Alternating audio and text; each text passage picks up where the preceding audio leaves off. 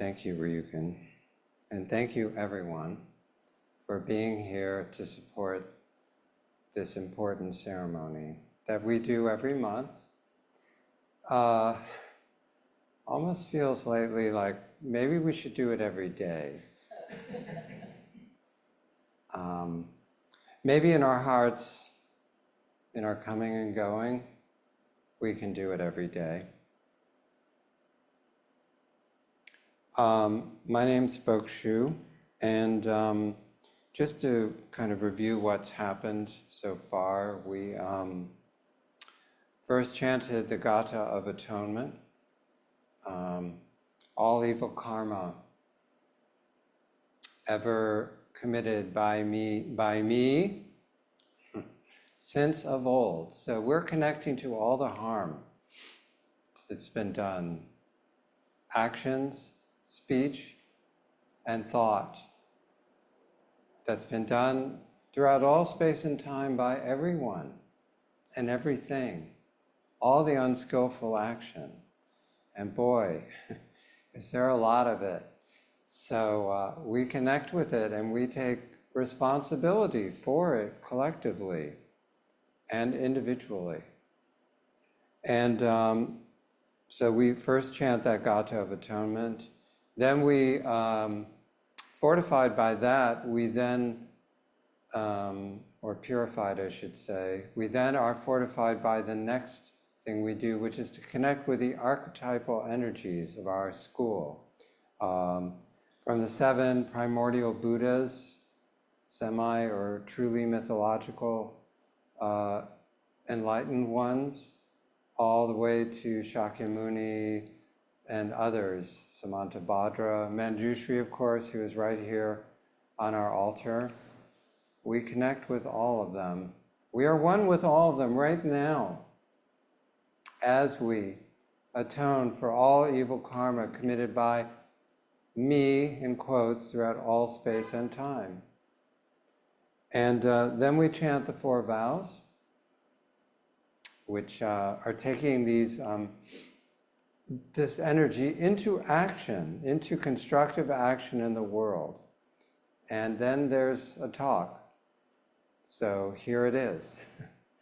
And usually these talks focus on one of the grave precepts. And it was already my decision before these last couple of weeks to work with this precept, but these last 2 weeks seem really to have been an open invitation to work with the 3rd grave precept, not misusing sex. And this precept is really kind of radioactive in the sense that nobody talks about it. I think I'm the only person to bring it up. It was my first precepts talk 3 years ago, and it's going to happen again tonight.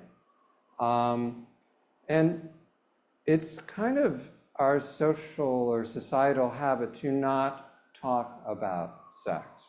It's a forbidden zone, a zone of shame, and something kind of hidden. And of course, religion, and this is a religion, right? Religion has played its role in creating this atmosphere of shame around sex as something we cannot discuss, as something that must be hidden. And I think that that has contributed a great deal.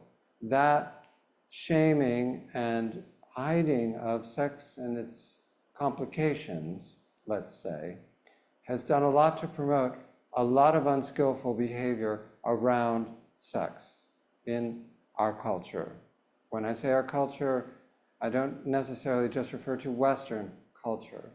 I think based on the very little I know, there are other parts of the world where they have a lot of challenges with sex and talking about it and having a relationship with it that is something different and more open than shaming and hiding.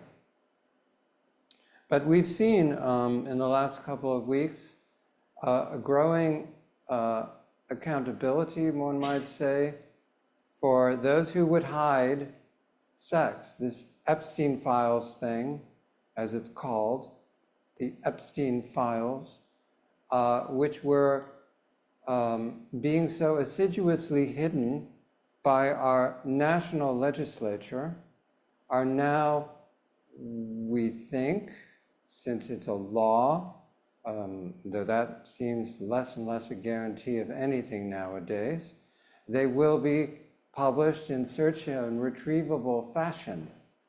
So it will be interesting to see the degree of adherence of the government to the court, sorry, it's usually court order, but here's actual legislation.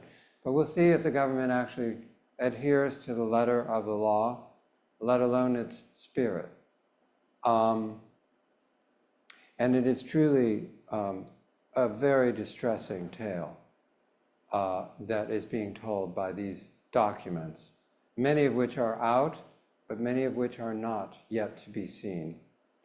So, not to focus unduly on these things, just happens to be the appetizer for the meal.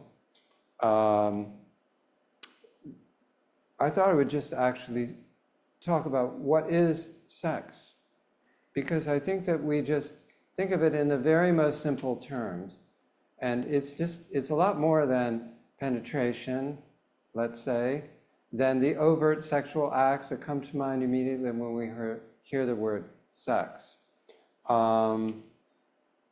It's not merely physical, and that's part of the abuse pattern that we have read about in these Epstein files, and we've heard far more than the Epstein files, right? There's just unbelievable numbers of people who are found to have abused other people in this way. And psychology is very much at play. Thoughts and words and images, not just physical behavior, is part of it. So what is the misuse of sex? The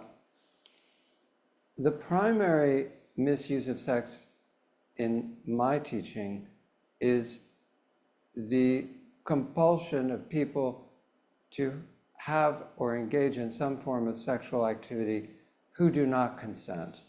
It is the absence of consent, more than anything else, that I think defines misuse of sex. There are people who do not consent, and then, as we know in the Epstein files and in so many other cases, there are people who cannot consent, people in correctional facilities, people under the age of majority, people who have mental impairments or behavioral health issues that prevent them from actually giving conscious consent to whatever is being done to them. This is clearly the most important misuse of sex. But I didn't want to just leave it at that, because I think also, as I said earlier, I think making sex a taboo is a misuse of sex. And it promotes the misuse of sex in the more harmful ways that we are seeing in these documents. And moralizing about sex is important as a misuse of sex. We have this idea that there's the good and the bad, the pure and the impure. It's generally not, in my view, that way that our morality teaches us. It's much more about consent and the ability to consent to it than about the right and the wrong in an abstract sense, in a biblical sense particularly. Judging the sexuality of other people, that's also a misuse of sex, I think. Some sexual orientations are good and others are bad. We'll never seem to make up our minds about that, do we? We have court orders in place that say gay people can be married, but that issue seems far from settled. Leave aside the trans people who are being persecuted right now. So that's another big issue. So I want to really underscore the kind of the envelope for all of this. It's the misuse of sex is the abuse of power. This is really the key to it, is that people exercise power inappropriately over other people to the disadvantage of the so-called target. And that is, for the perpetrator, I think often as, if not more important than the act of sex itself, is the abuse of power and how they get off, literally, on abusing other people through the misuse of power. And when you look at it through this lens, and you can argue and say, I'm not right, it's fine, I don't care, you have a much more expansive view of what misuse of sex is. And that's something I want to underscore about the precepts, is that in every case, there is a very spacious terrain to look at what these mean and to actualize them in our lives. Killing is not merely the taking of life. I would say that every misuse of sex that leads to harm in a person is an act that kills. It kills their spirit. It kills their ability to relate to other people in an open and free way. It is also theft, which is the second precept. It is stealing their ability to interrelate with other people in a free and open way. These people are marked, degraded, and deeply harmed for the rest of their lives. I was just reading today an article about a person in England who committed tremendous numbers of abuses and about the lasting damage to the people he targeted. The accountability that happens, if it happens, is never enough for these things. I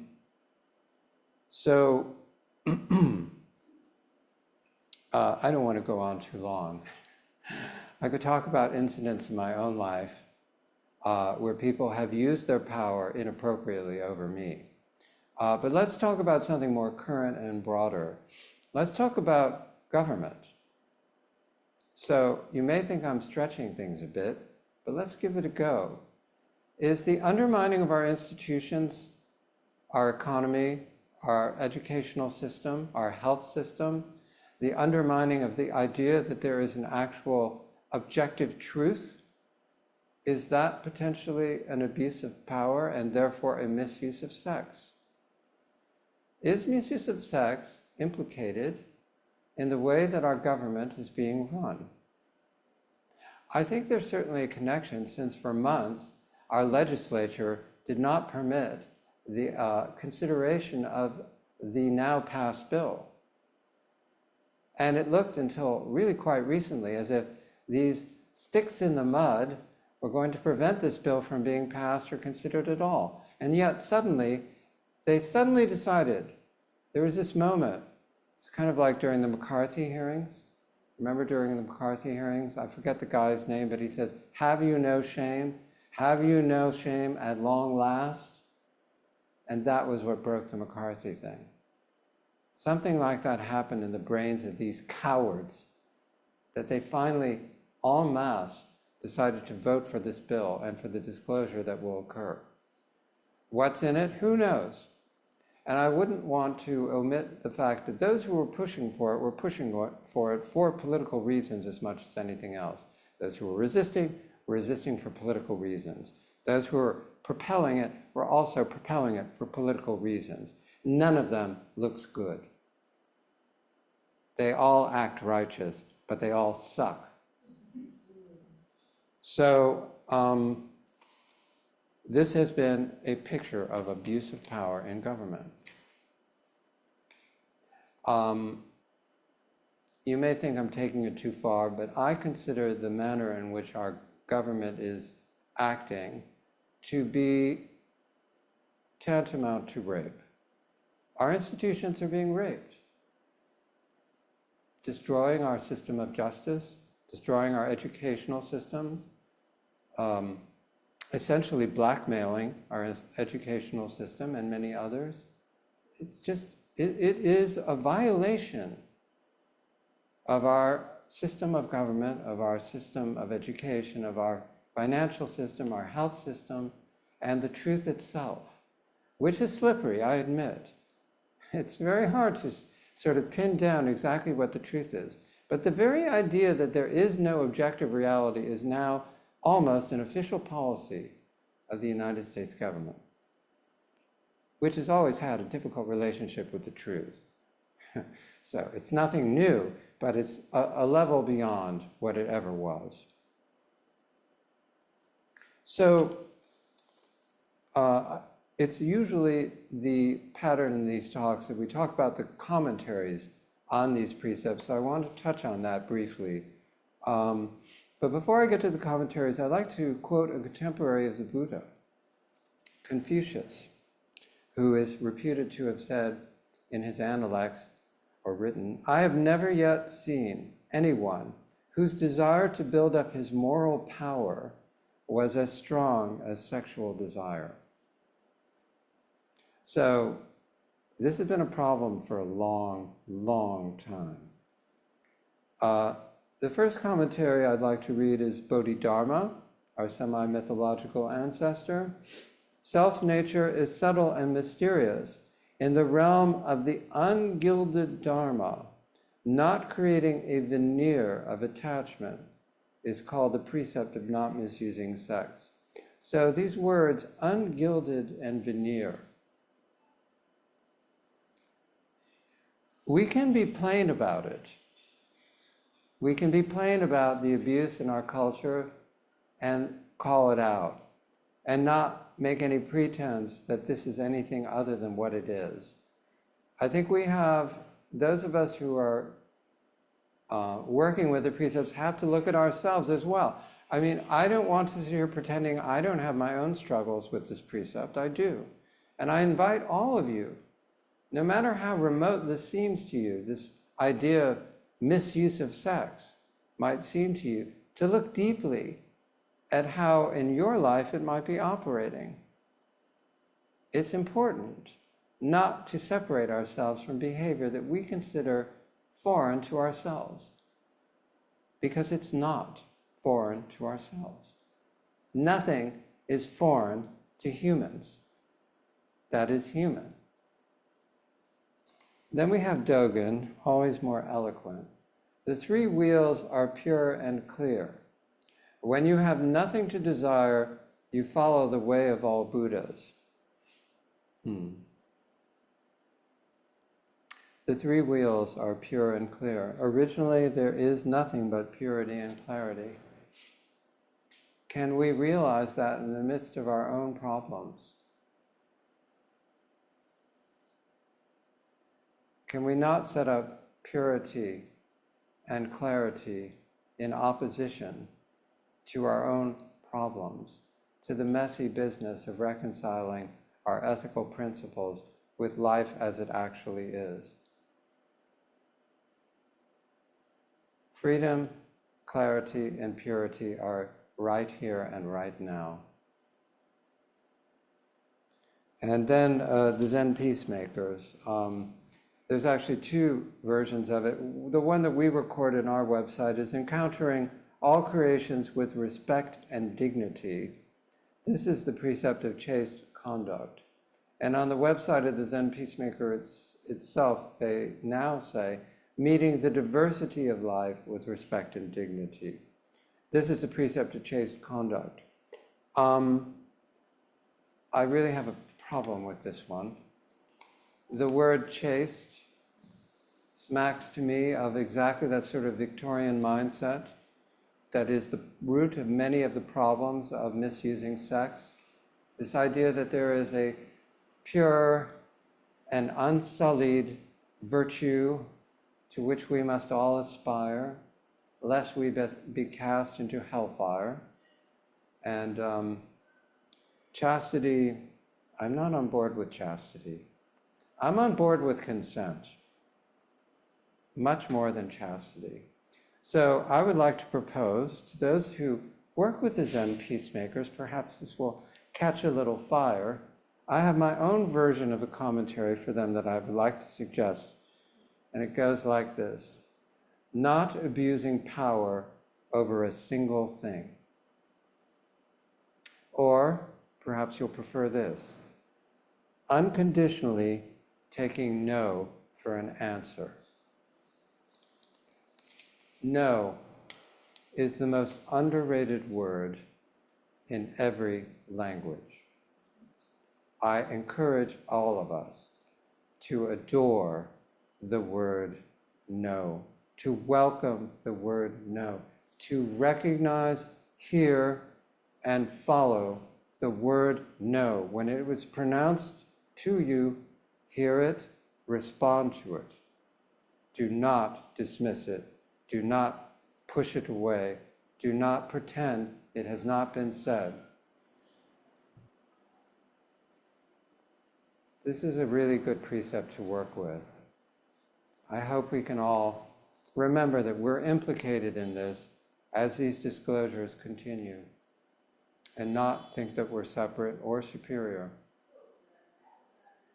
Thank you.